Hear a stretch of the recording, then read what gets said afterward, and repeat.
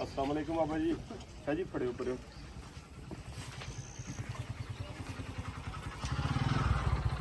पीछे बिठा लो सर। और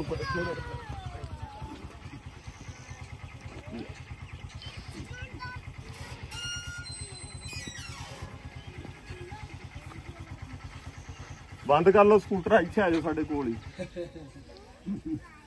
अस्सलाम वालेकुम बाबा जी। बाबा जी की हाल चाल? ठीक ठाक हो? ये की मसला बनया तुहानू? ये तो बहुत ही बुरी चीज। अच्छा, कितना अरसा हो गया इस गल नूं? 25 साल हो गए। शाह जी तुसीं सानू पहले क्यों नहीं दस्सिया इन्नी देर दा? जे तुहानू पता है तो तुसीं सानू पहले तो दस दे सानू। पहले सर अपने मदददार दे तहत कोशिश करदे पए सी। हुण बजट आउट ऑफ कंट्रोल हो गया साडा अपना ते। अच्छा ते बाबा जी हुण तुसीं की हालत आ? तुसीं गुजारा किद्दां करदे अपने इस हालात दे विच? अच्छा, ये जिसम इन्ना हिलदा, ਇਹਦਾ ਕੀ ਹੱਲ ਕਰਦੇ ਆ? ਇਹਦਾ ਕੋਈ ਸਾਨੂੰ ਦੱਸੋ। ਇਹਦਾ ਹੱਲ ਕਈ ਹੈ ਨਾ।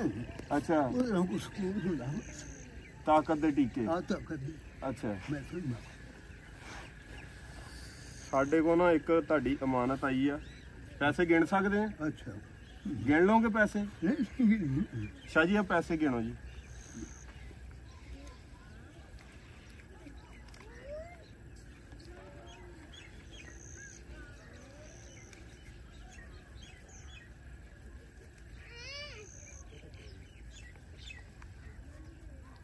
₹12,290।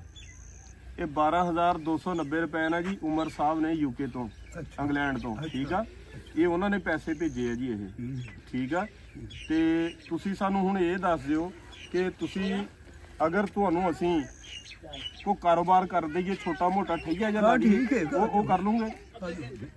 ਜਾਂ ਇੱਕ ਹੋਰ ਵੀ ਆਪਸ਼ਨ ਹੈ ਕਿ ਇਹ 12,000 ਰੁਪਈਆ ਜਿਹੜਾ ਨਾ ਉਮਰ ਸਾਹਿਬ ਤੁਹਾਨੂੰ ਹਰ ਮਹੀਨੇ ਉਹ ਭੇਜਿਆ ਕਰਨਗੇ, ਅਸੀਂ ਤੁਹਾਨੂੰ ਫੜਾ ਦਿਆ ਕਰਾਂਗੇ। ਤੁਹਾਡੇ ਕੋਲ ਦੋ ਆਪਸ਼ਨ ਆ, ਤੁਸੀਂ ਚੂਜ਼ ਕਰ ਲਓ ਜਿਹੜਾ। ਮੇਰੀ ਅਗਰ ਤੁਸੀਂ ਰਾਏ ਲਓ ਨਾ, ਮੇਰੀ ਰਾਏ ਲਓ ਤਾਂ ਮੈਂ ਤਾਂ ਕਹੂੰਗਾ ਵੀ ਕਾਰੋਬਾਰ ਵਾਲਾ ਸਹੀ ਹੈ। ਚਲੋ ਠੀਕ ਹੈ ਜੀ। ਠੀਕ ਆ, ਠੀਕ ਹੈ। ਇਹ ਕੋ ਪਰਮਾਨੈਂਟਲੀ ਤੁਹਾਨੂੰ ਸਪੋਰਟ ਮਿਲ ਜੂਗੀ, ਤੁਹਾਨੂੰ ਕਿਸੇ ਕੋ ਮੰਗਣਾ ਨਾ ਪਊਗਾ ਹੈ। ਚਲੋ ਠੀਕ ਹੈ ਜੀ। ਤੁਹਾਨੂੰ ਕਿਸੇ ਕੋ ਜਾਣਾ ਨਾ ਪਊਗਾ। ਠੀਕ ਹੈ।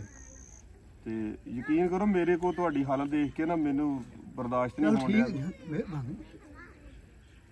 दुकान वाला काम ठीक है जी? ठीक है। उत्ते बह के सही तरह चलावनी भी है मुड़। चलो सारा विषय को नहीं बची ना बची। हाँ, दुआ करो अल्लाह ताला दी जात तोड़े जेड़े बंदे तोड़ी मदद करना चाहता है, अल्लाह ताला दी जात करम करे। चलो बस कौन मत चलो।